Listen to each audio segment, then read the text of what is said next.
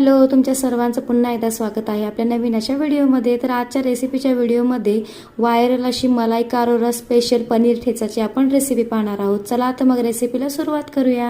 And very light, you don't have to feel guilty eating that. This is a paneer thecha which is made in my home regularly. I love it. I love recipe of this if you can tell me. Okay, so this paneer thecha is made at my home all the time, and Okay. thecha is typical Maharashtrian thecha, and of course the levels of spice are entirely up to you. We like a little extra spicy, lots of coriander, which is kothmeer, and we also take the stem, Okay. the stem of it. We dry roast the garlic, green chili, mota namak, sengdana. That also you dry roast it, and we just have to. आताच आपण रेसिपीत पाहिल्याप्रमाणे जो आपला ठेचा ready आहे तो पनीरला असा छान असा कोट करून घ्यायचा। पनीरच्या चारी बाजूने कोट करायचा। तुम्हाला हवे त्या शेपमध्ये तुम्ही पनीर कट करू शकता।